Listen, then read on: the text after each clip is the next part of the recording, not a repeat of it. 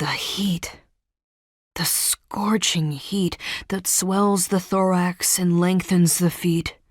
The need to sprawl, to stretch, to breathe in the air and embrace the sky. He knew, he sensed that it was not yet time, but he couldn't take it anymore. Tensing his entire being, he attempted to break out of the waterproof coat that covered him. The effort required, after so many long weeks of fasting and sleeping, was inhuman. All the better, he wasn't human, and everyone knew that butterflies were much stronger than those trembling giants of pale pink flesh.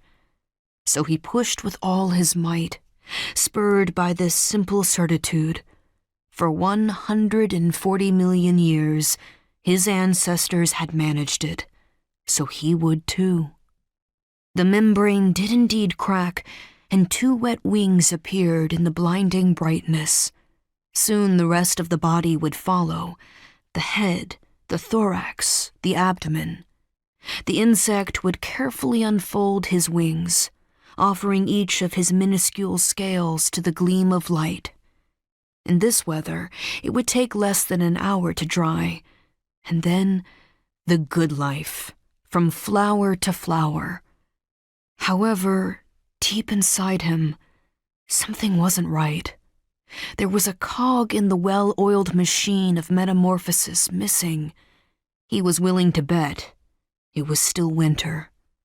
His new eyes couldn't compete with the crushing pressure of the light cast from above them, but he thought he glimpsed, in the back, a bit of bright gray sky.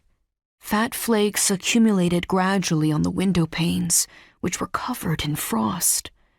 No, he couldn't see them, and yet he knew. A shiver ran through him. The eye of light had come even closer. His wings were nearly dry, but he felt incapable of performing the slightest movement. The lamp had hypnotized him. He didn't see the needle approach his brand-new body, but he felt it. The cold metal pierced his meager body. He tried hard to defend himself. His new wings beat the air frantically, but it was as useless as it was painful.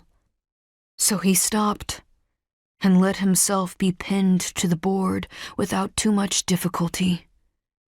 Relief seemed to take an eternity. A vague memory came to his mind, a freshly cut field of wheat, its thick fragrance, its bronzed colors. Was it a real memory, or simply a blurry dream inscribed deep in his genetic history? He couldn't have said, and to tell the truth, he didn't care. What he regretted was not having the time to leave descendants on the earth. After all, that was his reason for being. That was why the larva became a butterfly. A painful hiccup shook him once or twice, and then nothing. It was over.